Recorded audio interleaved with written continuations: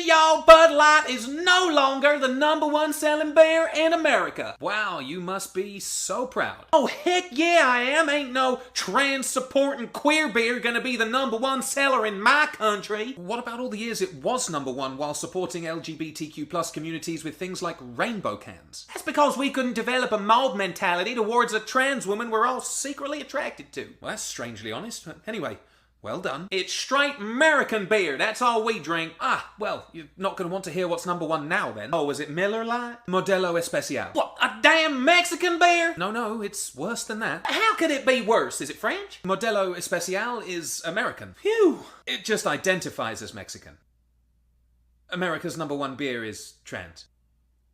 God damn it! Good evening, good evening, good evening. Thank you for joining me here for Conversations with Taz, specifically for Freeform Fridays. Now, here's one story I did forget to bring to you all last night. My apologies. Coming from CBSNews.com, alleged Pentagon leaker Jake Teixeira indicted by federal grand jury. Alleged Pentagon leaker and former Air National Guardsman Jack was indicted by federal grand jury in Massachusetts on Thursday, charged with 6 counts of willful retention and transmission of national defense information. Investigators said in court documents that the 21-year-old used his position as a systems administrator in the 102nd Intelligence Wing in the Massachusetts Air National Guard to obtain and then illegally disseminate classified military information to members of an online messaging platform. Since July 2021, he held a top secret /SCI security clearance, the indictment said, and received training on the proper handling of classified information. He was arrested in April and charged via criminal complaint after dozens of classified documents, including many reviewed by CBS News, were discovered in a Discord group, an invitation-only forum where members can post anonymously. Those records were widely shared online. Now let's get into a very disturbing story. I hate to bring this to you all during Pride Month, but unfortunately, here we go. And staunch anti-LGBTQIA plus protester has completely crossed the lines. Let's take a look. A man with apparent ties to far-right extremist groups somehow got access to the hospital room of an LGBTQ rights activist's dying father, where he took a selfie and sent it to her, in what community advocates are calling an act of intimidation and violence. The man, Bubba Pollock, did this after the activist called out his anti-LGBTQ organizing. I spoke with the activist today who confirmed the incident and sent me messages that Bubba sent her afterwards, including telling her that he plans to show up at any celebration of life after her father passes, and promising to go after her family. Feel free to pause and read these messages. The activist had called out Bubba after he organized a protest of a local drag queen story time. And she pointed out that this also seems to be him. And this is where he replied to the post with a selfie in her father's palliative care room. Windsor police confirmed to me that they are investigating, while anti-hate researchers are pointing out the man appears to have attended White Lives Matter protests and has ties to other far-right groups, including the guy who threw pebbles at the Prime Minister. I'll keep you guys updated on this story. And in the meantime, please look out for one another, as this is yet another escalation. What do you think of all this? An update on the Bubba Pollock story, the anti-LGBTQ protester who broke into the hospital room of an LGBTQ activist's dying father. Bubba has been formally charged by the Windsor police. Bubba Christopher Michael Pollock has been arrested by members of the London Police Service and has been charged with criminal harassment. This is because the Major Crimes Unit started an investigation due to harassment. A 36-year-old woman was being constantly harassed through social media over a period of time during the recent Pride event in London. The harassment then continued, with the suspect traveling from London to Windsor to a palliative care unit to take a selfie with the victim's terminally ill father. Bubba is defending himself by saying that he did it with good intentions and he meant to send well wishes. Buddy, nobody drives from London to Windsor for well wishes for a person that they don't know. Especially not somebody who they've been harassing on the internet and been threatening. So Bubba has now moved into the find out stage. Follow if you want to stay up to date on this story. Please stay safe during this time. As you can see, they are really, really upping the ante. That is utterly disgusting, but I'm glad that he has been arrested and things are being taken care of. Now, as we get closer and closer to the uptick of the new presidential election cycle, we're getting a glimpse at what the GOP platform is. Also, as always, make sure you check out the links in the description of this video. Let's take a look. The 2024 Republican platform is starting to take shape, and I can assure you it does not disappoint. Not only have they made it a priority in 2024 to ensure children do not get free lunch at school. Yes, you heard that one correct. One of the top priorities for the Republicans in 2024 is taking away free school lunch, which for many children, especially in a district like mine, where 1 out of every 5 children is registered as homeless or a migrant without an official address, these are probably the only meals those children will be provided that day. And it is the Republicans' priority to make sure, fuck those kids, let them starve. Now, on top of that, they're also coming for Social Security, even though they said they weren't going to. In addition, they would also propose raising the U.S. retirement age because they want you to work until you fucking die. This group would gradually raise the retirement age to 69. And with the way shit's going here in America, I don't think many of us will make it that far. This is the Republican Party wanting to raise the retirement age to 69 while simultaneously giving the rich tax breaks. You cannot make this shit up. And people still continue to vote for them. They are literally voting against their own interests. But to own the libs, these are the people they vote for. My friends, I think it's time that we suggest the removal of warning labels from things and just let natural selection start to take these people out. Anyways, just figured I'd let you know what the Republicans are up to right now. Oh, also, simultaneously, J.D. Vance is trying to hold up judiciary nominees because he's mad Donald Trump got indicted. And he also made a public statement where he was openly violating his oath of office. Cool. But tell me how you're a patriot.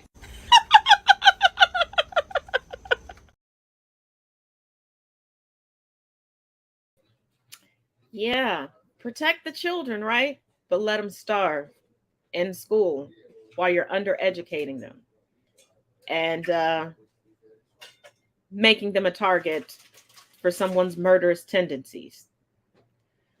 Now let's move on to presidential nominee Tim Scott, cooning again. You have indicated that you don't believe in systemic racism.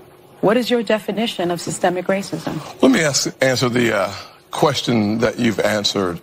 Or does it even exist in your mind? Let me answer the question this way. Republican Senator and presidential candidate Tim Scott recently went on The View, and his denial of systemic racism in the United States created much fanfare among right-wing media and people who buy blue check marks on Twitter.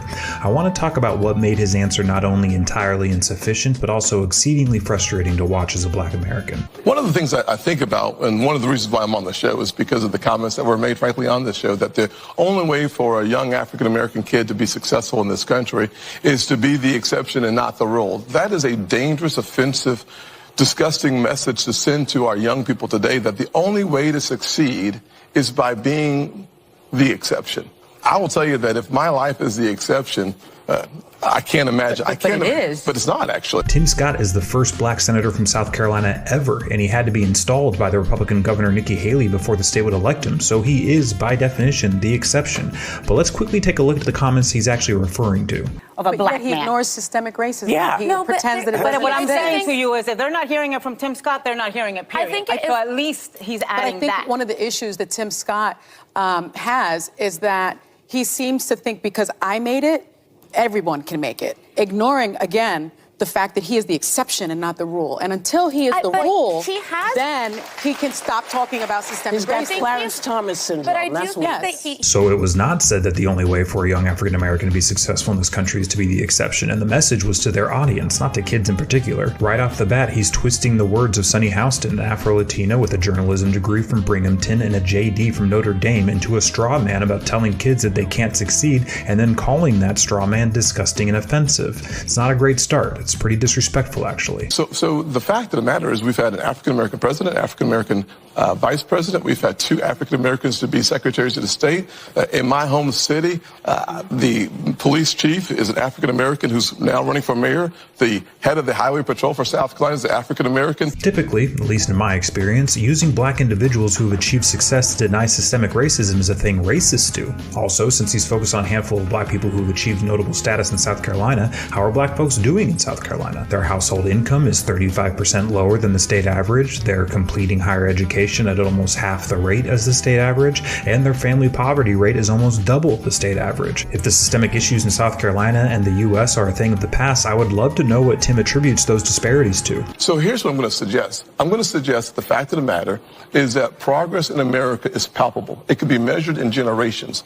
I look back at the fact that my grandfather, born in 1921 in Sally, South Carolina, when he was on a sidewalk, a white person was coming, he had to step off and not make eye contact. That man believed then, with some doubt now, in the goodness of America, because he believed that having faith in God, faith in himself, and faith in what the future could hold for his kids would unleash opportunities in ways that you cannot imagine. The fact is that the history of black oppression and disenfranchisement in the United States has resulted in median household income from black folks in the United States being 37% lower than it is for their white counterparts. The fact is that black couples are more than twice as likely as their white counterparts to be denied a mortgage. The fact is that black households have 41% less home equity and 87% less wealth than their white counterparts. The fact is that life expectancy is lower for black people in the U.S., that black women are more likely to die of complications from childbirth or pregnancy, and black people are more likely to die of cancer. The fact is that black students have less access to quality education and are less likely to obtain higher education. The fact is that black people are twice as likely to be victims of police violence during a police encounter and 3 times more likely to go to jail if arrested than their white counterparts. I could go on and on, but those are the facts, Tim. What you're describing are anecdotes and feelings, and unfortunately, simply not talking about those facts doesn't actually improve the situation, even if it makes the people Tim wants to appeal to feel better. So what I'm suggesting is that the yesterday's exception is today's rule. And for us to suggest... America has met its promise. No, of course, the concept of America is that we are going to become a more perfect union. That in fact, the challenges that we face 50 years ago and 60 years ago should not be the same challenges that we face today. They aren't in some ways, but the challenges we faced 50 or 60 years ago haven't just disappeared or become irrelevant. Acknowledging systemic racism isn't denying progress. That's a straw man. Of course, the United States has made progress in many ways, but what is so self-defeating and frustrating about Scott's messaging here is where that progress has come from. As Scott mentioned, we've had an African-American president whom 89% of Republicans voted against. Then the person who used that president's race to suggest that he wasn't a real American rode the white backlash resulting from his presidency to the Oval Office. We have an African-American vice president who 94% of Republicans voted against. You have Republican politicians banning books about black history. Republicans are campaigning right now on promises to put the names of Confederate generals back on military bases. We have all the examples of voting restrictions aimed at black voters in the run-up to the 2020 election, the widespread use of gerrymandering to systematically disenfranchise black voters in Republican state governments throughout the country. Literally, the entire modern cultural movement among Scott's chosen political party is predicated on being anti-woke, woke being black vernacular used to describe having a healthy understanding of systemic racism. Now he's running for president under that same party and telling us that systemic racism isn't a thing and citing the work we've done as evidence. The fact is that while the United States has made progress in rectifying systemic racism, the Republican Party has fought against and continues to fight against that progress every single day. Tim Scott is using black progress in the United States to undermine the necessity of that progress in an appeal to people who think that progress should stop and have constructed an entire political identity around returning America to a time before that progress was made. He's selling black Americans out in a bid to win favor of those who seek to marginalize them so he can enrich himself. If he wants to know what a truly dangerous, disgusting, and offensive message looks like, he's provided a terrific example. Senator Tim Scott, there's just one question I have for him, because if the Senate, in regards to Republicans, was the wonderful world of Winnie the Pooh, he would be the Tigger. Tim Scott, if the United States is so accepting, and excuse me, specifically, conservative Republicans are so accepting, Where are the other Black people that are Republican in the Senate? I'll wait. Now, we know for quite a while the GOP has not understood the term defund the police. Now, the police was originally defunded many years ago, and that's how you got paramedics and EMTs. Because believe it or not, police used to show up to medical emergencies, and we know police do not deal with medical emergencies well at all. And excuse me, if you have not viewed Merrick Garland's press conference from today, it is linked in the description of this video. Make sure you check it out and understand that we have police forces to this day that even when dealing with medical emergencies during an arrest or during an investigation, they do not take it seriously and do not know how to take it seriously. But here's the thing. Now, presidential candidate Ron DeSantis has literally, not figuratively, literally defunded his own police. I never thought I would see the day where Ron DeSantis went out of his way to defund the police. Yesterday here in Florida, Governor DeSantis signed the new budget for the 2023-2024 fiscal year. But after signing it, he did not immediately release the list of line item vetoes that he did. Well, overnight we got it. And I can tell you, Ron DeSantis is a complete bag of shit. In fact, I made an entire post about it on my Substack that you can read for free today, because one of the line item budgets that he vetoed is a project for my very own neighborhood. This was my neighborhood during Hurricane Ian. Part of the drainage system failed. Allotted from the Florida state government was $350,000 to repair the damage done so that that doesn't happen again. Well, it was supposed to, but Ron DeSantis decided to veto it. So that $350,000 to improve the drainage infrastructure in our community, we're not getting it. But it doesn't stop there, because he also defunded projects for the Ponce Inlet Police Department, the Community Cop and Court State Attorney Violent Crime Intervention in Seminole County, Belle Isle's Public Safety Facility, Fruitland Park's Emergency Operations Center, Ormond Beach's Police and Emergency Operations Center. And not to be outfucked by the police, the fire department got railed completely. Ron DeSantis vetoed $540,000 for 40 air pack replacements. You know, air packs, what firefighters wear when they have to go into a fucking burning building. He also took funding for a new fire engine. Orange City, they did away with the funding for their multi-purpose rescue facility. Claremont Hardward Marshall Fire Station, Palm Coast Fire Department, Palm Bay Emergency Radio Equipment, Seminole County Sheriff's Office. Oh, but look down there. Black History Month celebration was defunded. Ron DeSantis would love to be the president of the United States of America, but unfortunately, his leadership here in the state of Florida has been absolute garbage. And I will continue to expose these things that Ron DeSantis is doing and then not acknowledging them in public. In the meantime, I have sent a lovely email to my U.S. House of Representatives member, Corey Mills, who is a Trump apologist that gave toy grenades on his first week in Congress. I'm sure he'll be extremely helpful. Welcome to Ron DeSantis' Florida. By the way, I still have neighbors living in campers in their driveways.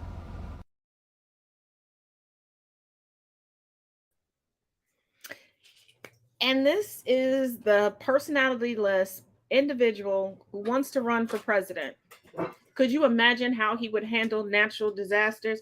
Could you imagine how he would handle if there was a need for another protest?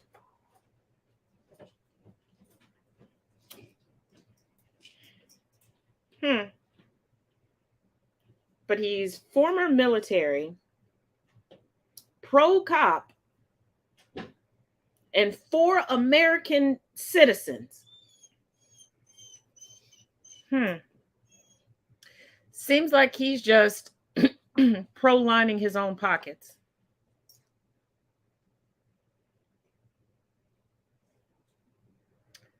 Who knows?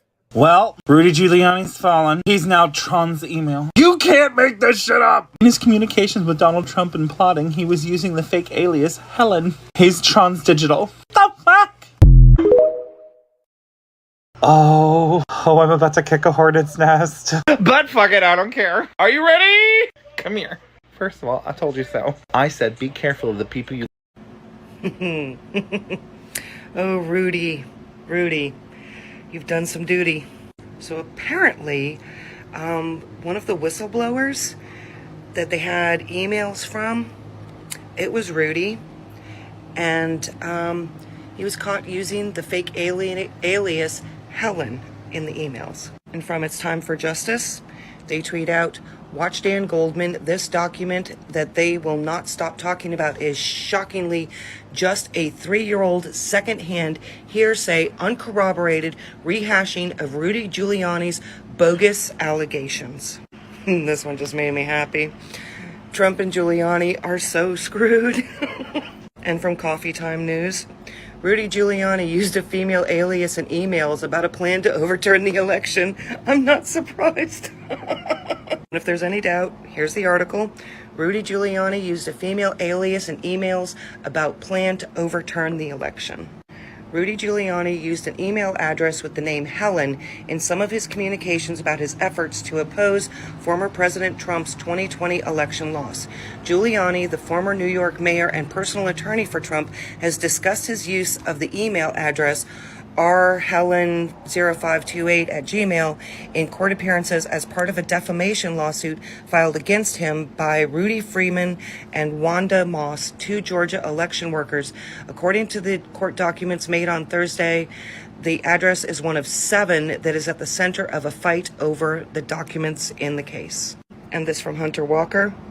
A late 2020 email sent to Mark Meadows about a plan Trump allies hoped could impose martial law after the election was CC'd to Helen and Lucy. Helen was actually Rudy Giuliani. We've heard so much about this FBI 1023 form and how it includes sensational allegations about a massive alleged bribery scheme by President Biden. So I was really eager to read that document this week. Did the majority actually find some actual evidence of wrongdoing by the president? Of course not. But it's even worse than that. This document that they will not stop talking about is shockingly just a 3-year-old secondhand hearsay, uncorroborated rehashing of Rudy Giuliani's bogus allegations that he got from corrupt Ukrainian officials. Now, we all know that former President Donald Trump was impeached because he tried to extort President Zelensky to announce an investigation into this Ukrainian company Burisma that would benefit Trump's political campaign. The theory goes that then Vice President urged Ukraine to fire.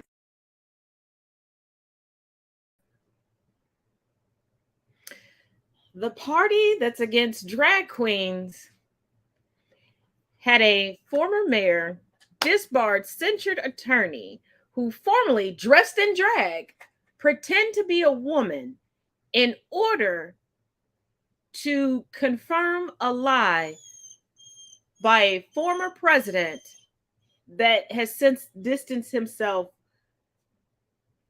as if Rudy Giuliani is our Antarctica.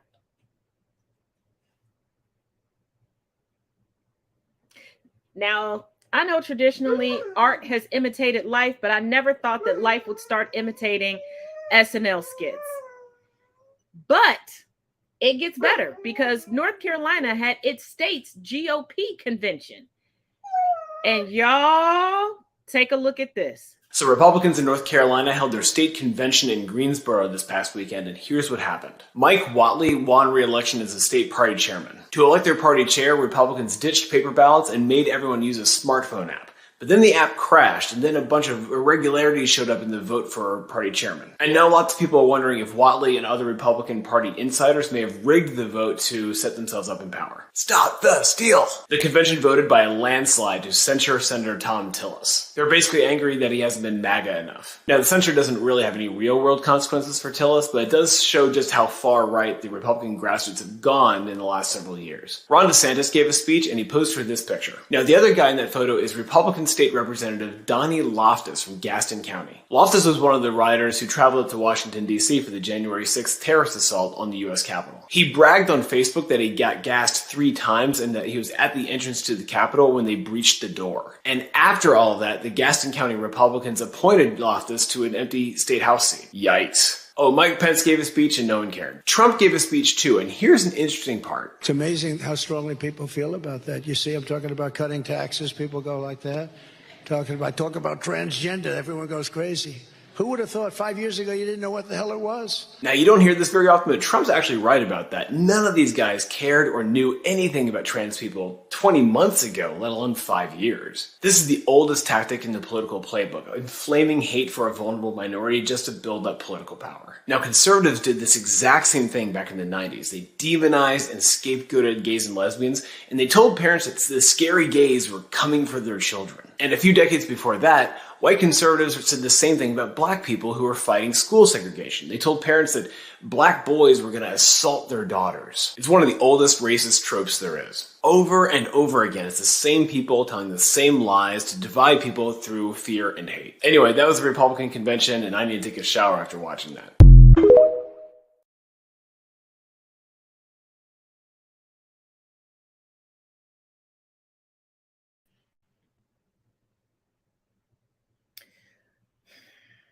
This is like Mad TV meets SNL, but sadly, it is real life. Now, before we get into all things Trump, as always, let's take a pause for the cause and get into this month's ad. See you in 2 and 2. I don't dance, I just float, float, float, float. I don't dance, I just float, float, float, float, float. I just float. I'm light as a feather, I'm light as a feather. Yeah, baby, I float. It's hard to look at my resume and not find a reason to toast. She throwing that thing in a circle, making it viral. I might just elope. Say, listen.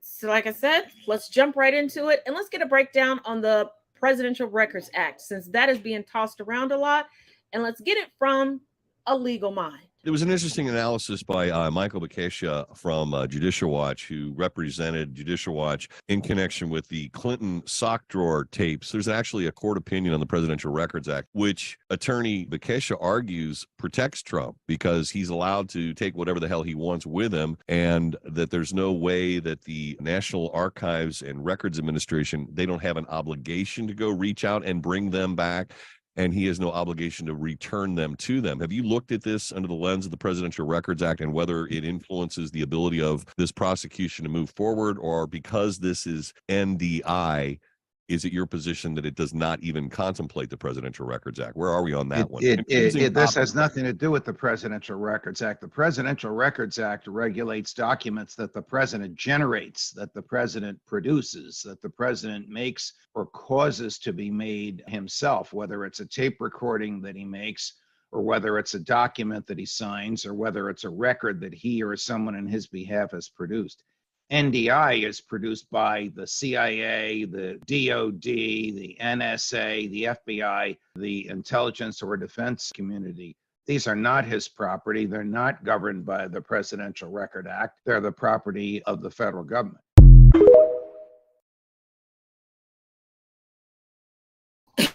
So, yes, as I explained to you all before in greater detail, the Presidential Records Act does not mean that you're a president, you get to just take whatever you want.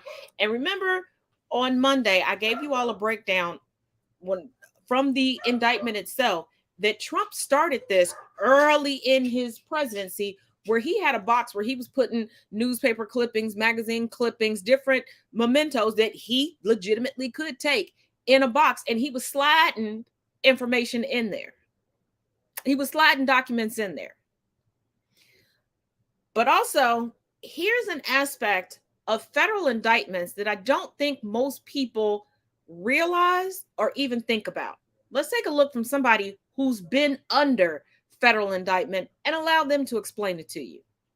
As somebody that's been through a federal indictment, what I can tell you is the indictment that you read, that the world can see, is nothing compared to the discovery that's backing that up. So when I hear people talk about Trump's indictment and they're like, oh, so I've literally heard people say, oh, it's not that bad, it's not that big a deal. But what I know is that behind that is a voluminous discovery full of every dark, secret detail. I mean, the feds are a different creature. They don't just kind of put a case together. They put the nastiest case together they can possibly find. So just by looking at somebody's indictment doesn't give you a full picture of everything that goes behind that indictment. So the feds are just a different world. They're a different creature.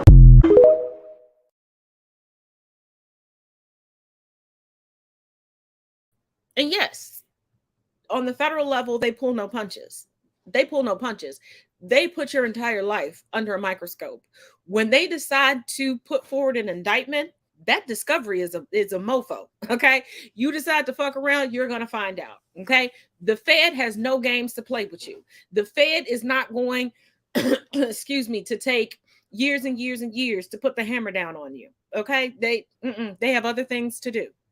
That's why I always think it's funny when people think that they have a personal FBI agent spying on them. First of all, look at the population. That would mean there's an FBI agent in every house in the United States. Come on, y'all. They have too many things to do. When you fuck around, they are definitely going to make sure you find out. So everything that we know about the indictment, that discovery, and why do you think the judge is putting restrictions on Trump that he can only look at this information with an attorney present? Because we know he can hold water about as well as a colander. Not at all. But Trump has been a very busy bad boy because there's additional things that he's been doing that's coming to light. Take a look. Well, it seems as though things have gone from bad to worse today for Donald Trump. And actually, it didn't really take place today because he did the crime a long time ago. We're just all learning about it now as a continued barrage and leak of information coming from inside this investigation and his actions within his own Mar-a-Lago Roach Motel. The Washington Post is now reporting that Trump employees moved the Mar-a-Lago boxes the day before the Justice Department came for the document. It was a dress rehearsal. 2 of Donald Trump's employees moved boxes of paper the day before FBI agents and a prosecutor visited the former president's home to retrieve classified documents they already knew that he took in response to a subpoena that they had served. Suspicious timing, I say. Tomfoolery. Obviously, possible obstruction. And apparently, Trump and his aides also allegedly carried out a dress rehearsal for moving sensitive papers before the office received his subpoena in May of 2022. So he knew what he was doing was wrong, and he was using his minions to move the documents and commit crimes for him so he could walk out with documents that didn't fucking belong to him. And honey, Jack Smith knows it all. And that is your obstruction. And that is where they hit him with the Espionage Act. When Jack Smith moves, mark my word, those charges, chef's kiss. There is no way he will ever walk away and live a free life again. This is treason, folks. And where did those documents go? Who has the photocopies? You see, and that's why Jack Smith, he went ahead and subpoenaed the Trump organization, because he was like, he did something funny with these documents. We know he did something funny with these documents. Let's see who paid it. Because he wasn't going to take that money himself. He was going to run it and launder it all through the Trump organization, which is what he has been doing for decades. That man doesn't develop real estate. Other people develop real estate and buy the Trump name. He don't own those buildings. He sold his name for people to use it. People don't want to use his name no more. His name's trash. Anyways, that's what's going on this afternoon.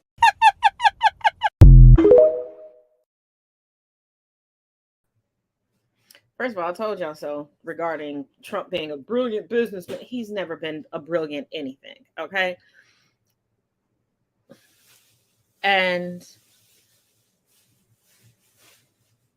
it coming out that Trump staged practice runs for how to move the documents around. And Trump can't keep track of a lot of things, but he could keep track of those boxes in those documents and even knew if somebody ruffled through them. The fact that people are now coming out saying that he could tell if somebody went through the boxes, who all went through the boxes and saw the documents?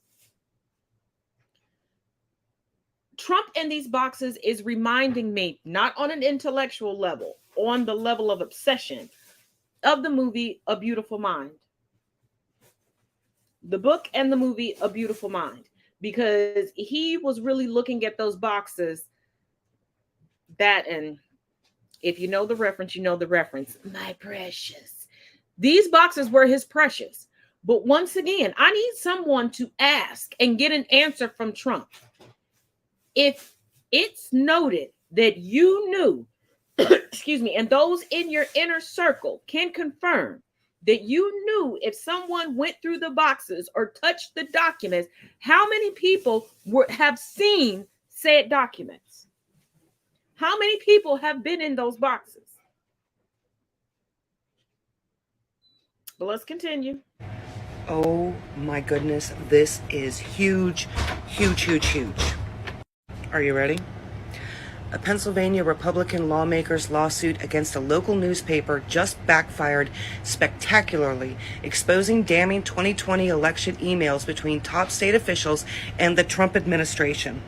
State Senator Dan Laughlin's defamation lawsuit against the Erie Reader opened him up to discovery and ended up revealing a series of emails pertaining to Trump's pressure campaign on Pennsylvania Republicans to illegally overthrow the election in 2020. In those emails, Mastriano expressed his concern that Trump's proposal to overturn the election was illegal. The emails also detail how Trump personally called Mastriano and pressured him to overturn the election, and even furnished false documents about Dominion voting systems, rigging the election against Biden in an effort to do so. We're not saying a word on this crap, Laughlin said in an email after he got the word of the plan, worried about his own party's attempt to unlawfully overturning the election. This is a huge story. Mastriano never conceded here in Pennsylvania. He's done some incredible damage, and it looks like he was highly involved behind the scenes here in Pennsylvania in an effort to overturn my vote and my family's votes. Come on, Jack Smith, you're our bestie. Do your thing. Let's lock them all up.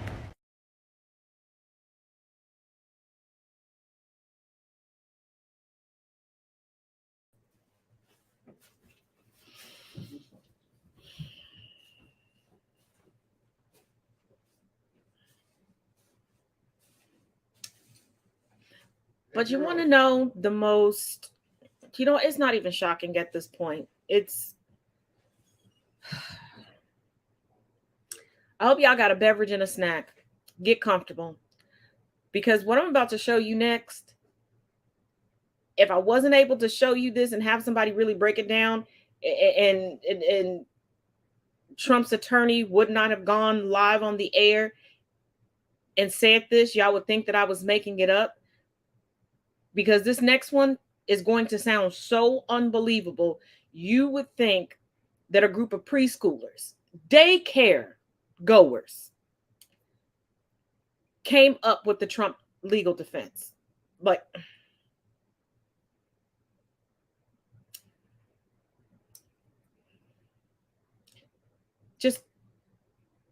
yeah. Over the weekend, Donald Trump's lawyer, Christina Bobb, decided to go ahead and lay out the legal defense that they are going to present for Donald Trump in court. And if this is the defense they're going to go with, Donald Trump is most likely going to end up in jail.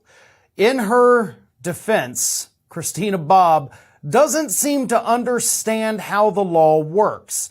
And I can't figure out if she is being intentionally obtuse or if she is genuinely stupid. Either way, the court is not. The court is neither of those things.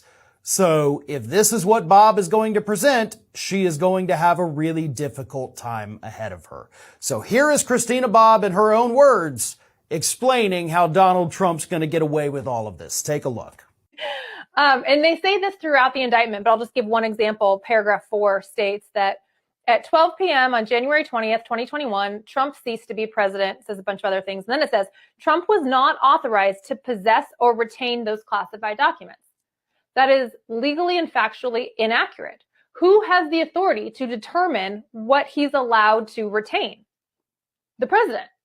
It's Donald Trump. It's not the Department of Justice. It's not NARA. It's not the archivist. It's the president.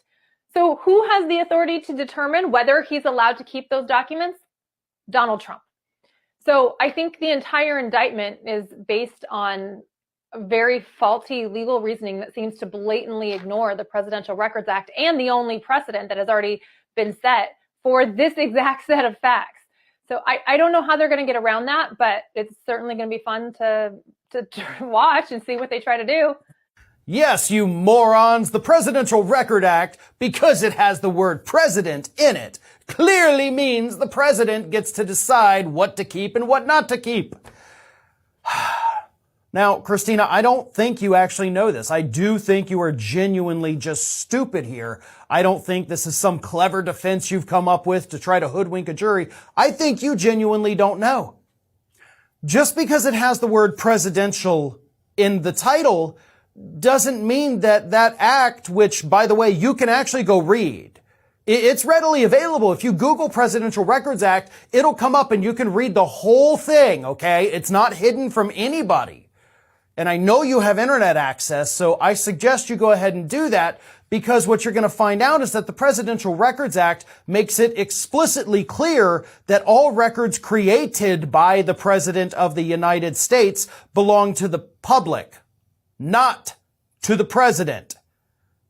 So, first and foremost, your basic premise is wrong, because it does not say that the president has the authority to decide what to keep and what not to keep. That's not even in there whatsoever. All it basically tells us is it lays out the guidelines for anything created by the president or created by another individual given to the president, and how it is supposed to be properly stored at the National Archives. And that, of course, it is not the property of the President of the United States. That is all right there in black and white in that act. It doesn't say anything about the President of the United States having the authority to gather up a bunch of classified documents and take them with him to his house. That's not in there at all. So again, I don't think you are trying to be obtuse to help your client. I think you, honest to God, don't know this because you don't understand the laws for which your client is being prosecuted for violating. Trump's in trouble. Right? Not just with what he allegedly did, but because his legal team is genuinely stupid. Like, they are actually stupid people who do not understand the law. Two of the competent ones, of course, resigned on Friday right before the indictments were unsealed. Former lawyer Tim Parlatore, came out over the weekend and said, wow, this is very damning. Other Trump lawyers have already spoken to the press on the condition of anonymity, admitting that this is worse than they thought it would be. He is screwed because those lawyers do not know how to handle this. They've spent the last few months fighting with one another, so they don't have a plan in place to defend him. He is screwed because he wanted to save a few bucks by hiring some inexperienced lawyers that were hungry for attention. And he's going to get exactly what he deserves because of that.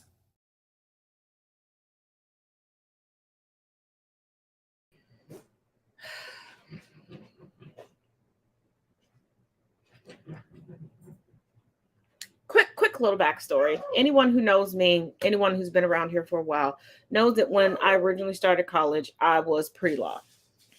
I don't know if that's an option now, because it was in the 90s when I first started. Don't judge me, okay? The revolving door of what is Trump's legal team has me out here legitimately considering taking the LSAT and jumping into law school. Like, Trump and his legal team are acting as if the president is synonymous with parenthood, where it's like, it's my house, it's mine, I collected it, I get to keep it, I make the rules of it. No, that's not how this works. That's not how any of this works, okay? The president of the United States, the position of POTUS, is not a dictatorship, okay? This is not an aristocracy either.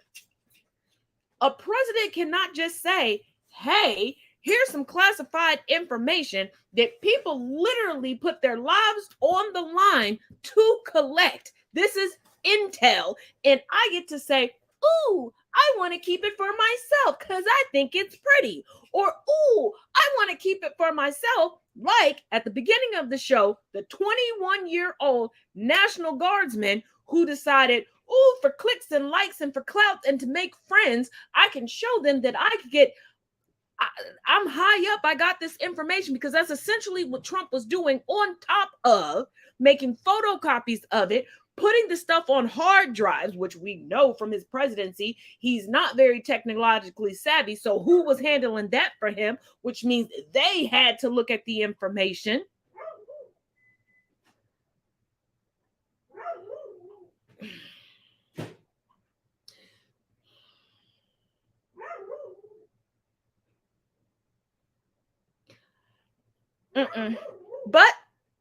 But like I said, it is a revolving door of Trump attorneys. And guess what? He's lost another one. And another one's gone. Another one bites the dust. Hey. Wow, Donald Trump's lawyers just keep resigning from his team. It's getting embarrassing. In Donald Trump's lawsuit against CNN, his lawyer Jim Trusty has left the case. The lawyer Jim Trusty withdrew from the case based upon irreconcilable differences between counsel and the plaintiff. And basically what that means is that his relationship with Donald Trump just fell apart. Trump had two lawyers who resigned from the classified document case. Now you have Jim Trusty withdrawing based on irreconcilable differences. Man, Trump's team is just falling apart in front of him.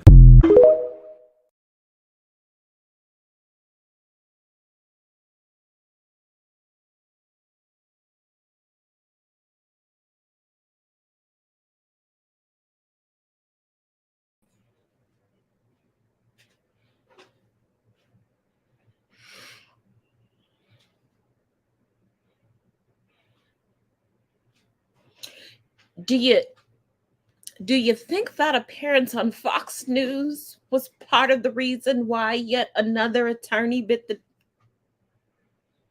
I don't know. Y'all tell me in the comments. Should I just go out on the limb and go ahead and take the LSAT? Should I be Ben Crump 2.0? Should I just come out? You know what? Let me be Maxine Shaw. Okay, I have the personality for it.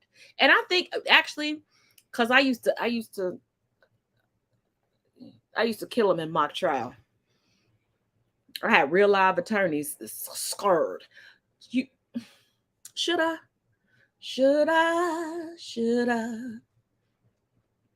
You know what? I need to watch less animated kids movies. So should I? You know what? That's what I'm gonna do. Tomorrow I'm gonna start researching, because I do know that you can take the LSAT. I mean, I've already done undergraduate, but even still, you can take the LSAT to get into law school. You know what? That's what we're going to do. But, let's round out the night with the judge that didn't handle the arraignment, but is in charge of this indictment trial, the federal indictment trial. And we already know she's a MAGA girl, because we've seen the pictures of her with the face paint, the MAGA hat, and everything else. But let's get into Judge Aileen Cannon, the latest and greatest on her. Let's go. I'm Ben Meiselas from the Midas Touch Network. Judge Aileen Cannon just issued her first substantive order in the criminal case brought by special counsel Jack Smith and the Department of Justice against Donald Trump in the Southern District of Florida federal court for the willful retention of national defense information, conspiracy, making false statements, and obstruction of justice. I want to first read the paperless order that was issued by Judge Aileen Cannon. Next, I want to talk about what it means. Third, I want to talk about its implications with respect to Aileen Cannon's recusal. And I'll just get to the point right here and say Judge Aileen Cannon is not recusing herself. So what happens next with respect to special counsel Jack Smith? I want to talk about the recusal statutes, 28 U.S.C. 455 and 28 U.S.C. 144, which are the main recusal statutes under federal law. What does special counsel Jack Smith do next, and where do we go from here? So let's address all of those issues. First, let's look at the paperless order just issued by Judge Aileen Cannon on Thursday, June 15th, 2023, which states as follows: paperless order.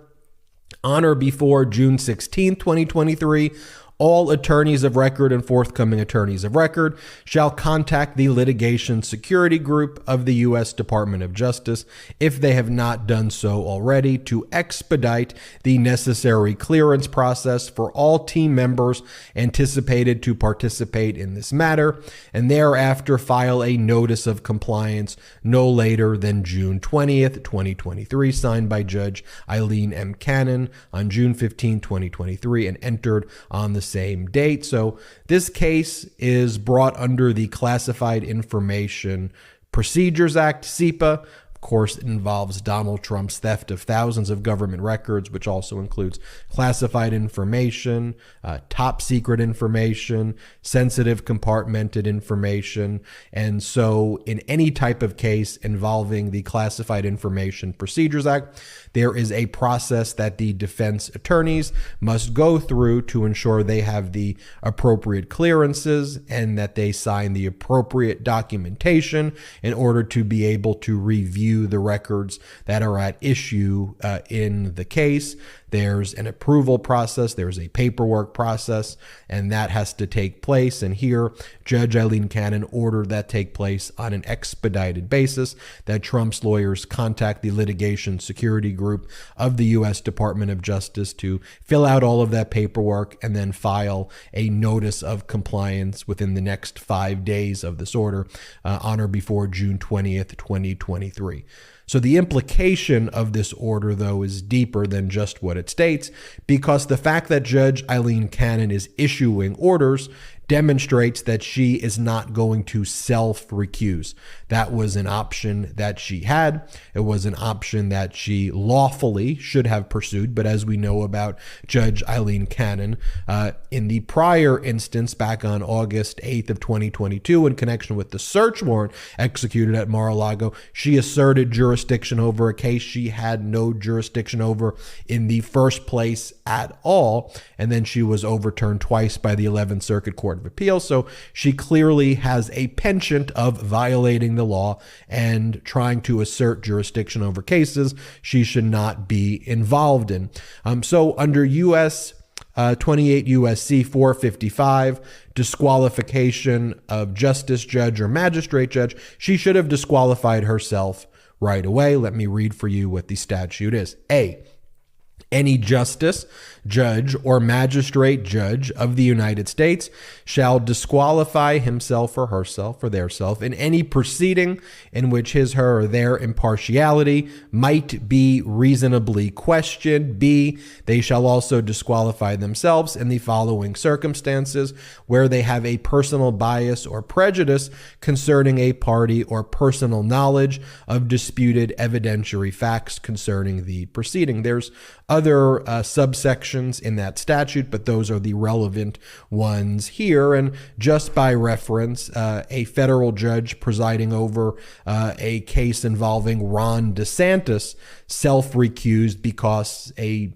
distant cousin had shares of Disney stock and they didn't want to have an appearance of impropriety. So the judge self-recused in that matter. And here, the very fact that Donald Trump appointed Judge Eileen Cannon would create an appearance of impartiality under 455 subsection A. And then you add on top of that the fact that she was found to have previously unlawfully asserted jurisdiction back in 2022, and she was overturned twice by the 11th Circuit Court of Appeals. She should have self-recused. So the fact that she didn't self-recuse, and we know that because she's issuing orders right now, I think special counsel Jack Smith was waiting to see if she would self-recuse. So that was kind of step one. Now she hasn't self-recused. So what happens next? In addition to 28 U.S. Code 455, which I just read, there's also 28 U.S.C. Section 144, which also involves the disqualification or recusal of a judge. Let me read this for you right now. Whenever a party to any proceeding in a district court makes and files a timely and sufficient affidavit that the judge before whom the matter is pending has a personal bias or prejudice either against him or in favor of any adverse party, such judge shall proceed no further therein, but another judge shall be assigned to hear such proceeding. The affidavit shall state the facts and the reasons for the belief that bias or prejudice exist, and shall be filed not less than 10 days before the beginning of the term at which the proceeding is to be heard, or good cause shall be shown for a failure to file it within such a time. A party may file only one such affidavit. In any case, it shall be accompanied by a certificate of counsel of record stating that it is made in good faith. And notice 28 U.S.C. 144 deals with actual bias,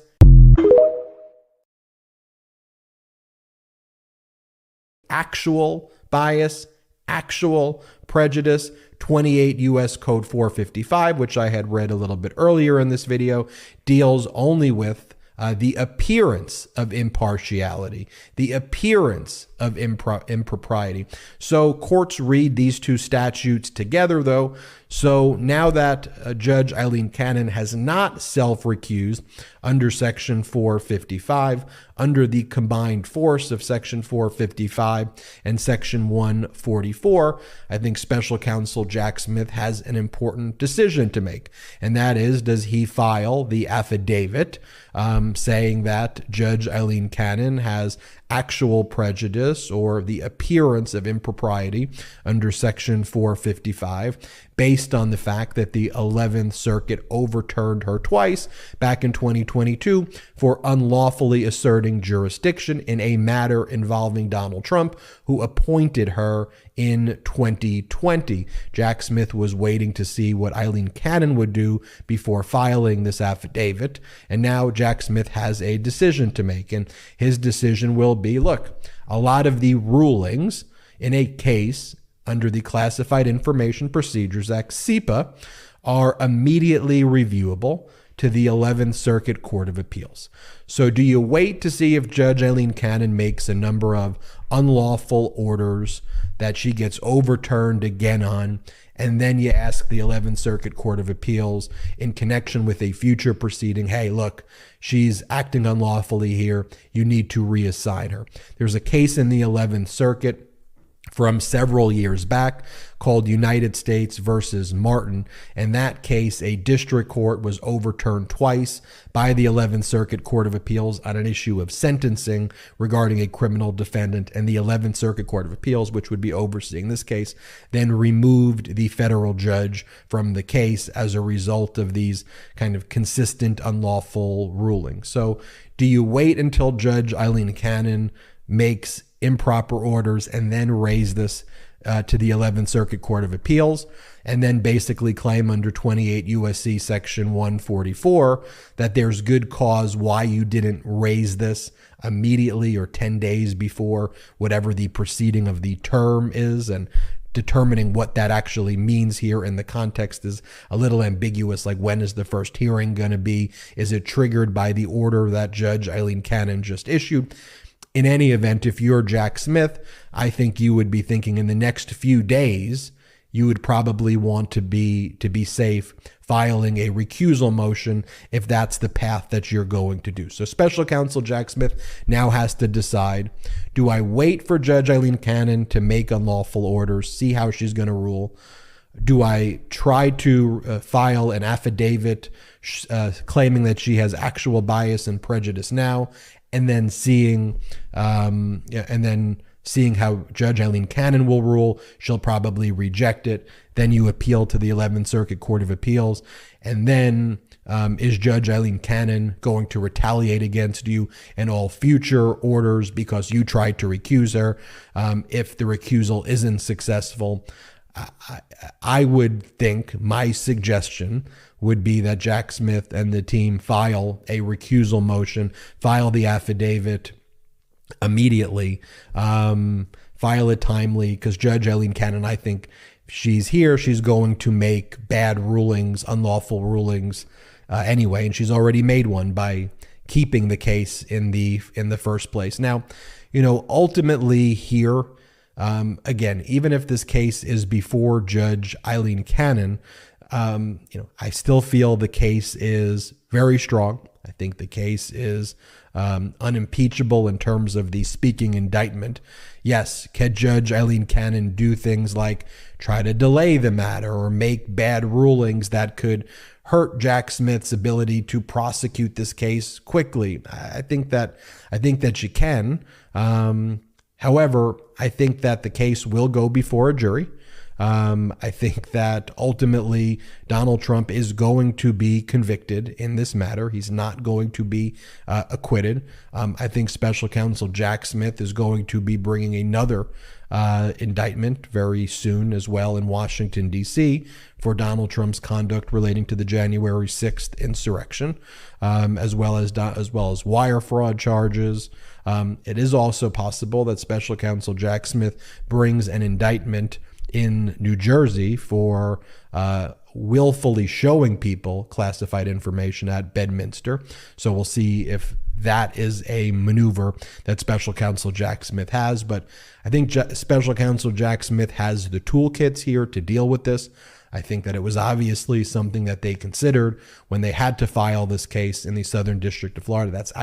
That's where the venue is. It's where the crime took place. So special counsel Jack Smith could have filed it in the wrong venue. This thing would have been delayed for 6 months to a year. It would have wound up in the Southern District of Florida. So he did the right thing. And, those are the facts. That's the framework of the law, and we'll follow what happens next. I'm Ben Meiselas from the Midas Touch Network.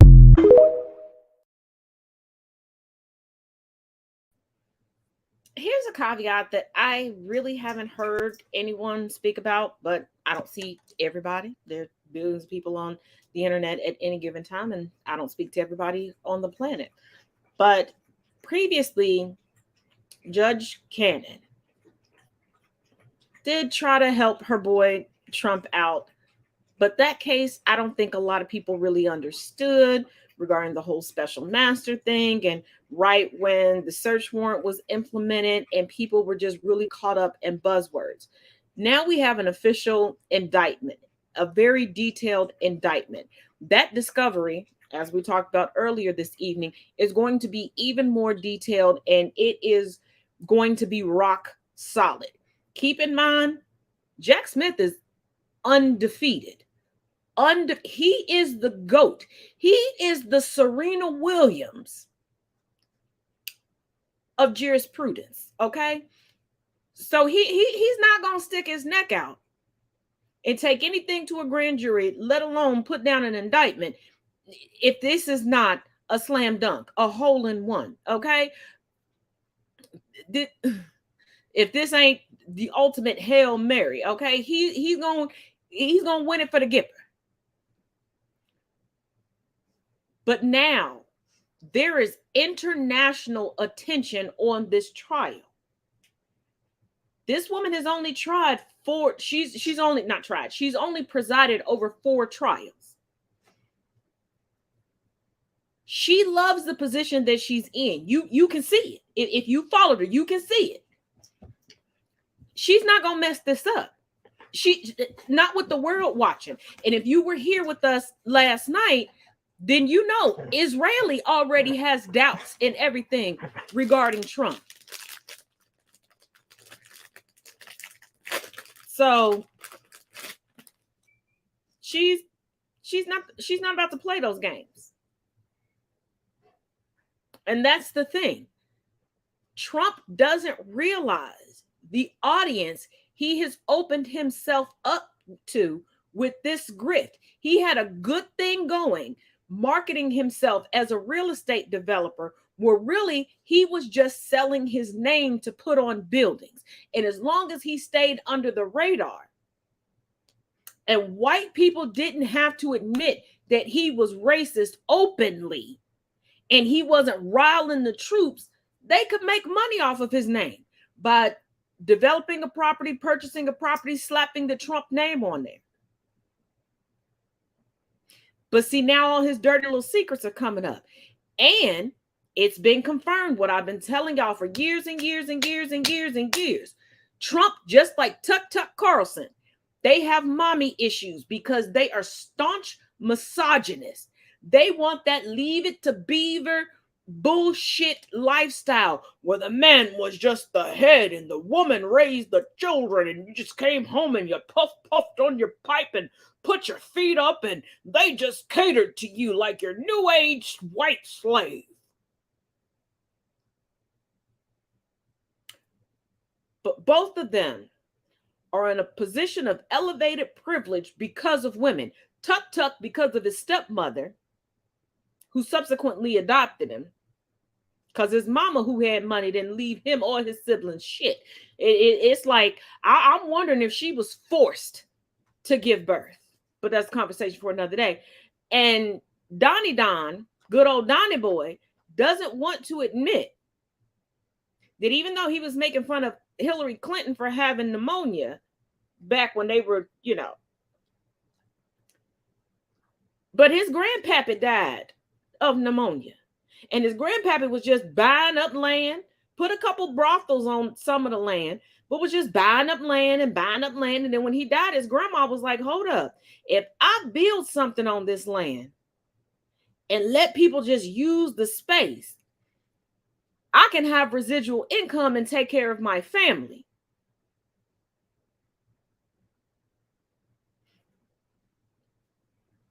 Because look up the original name of the company.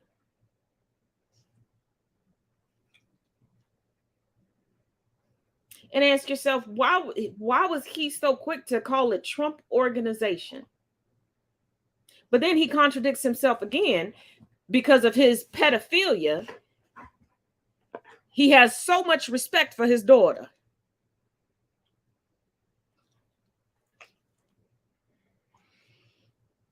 But as always, thank you all for joining me here on Conversations with Taz for Freeform Fridays. If you enjoyed tonight's episode, make sure you subscribe, turn on notifications, and share this on your socials with your friends. Bring a friend with them. Send the link to them so they can come back with you on Sunday when we get together for the Sunday sit down right on the eve of Juneteenth. And make sure you're following me on Instagram and TikTok for Monday, because in this white ass city that I live in with a very white planned Juneteenth celebration, you know your girl is going to be there to chronicle it every step of the way.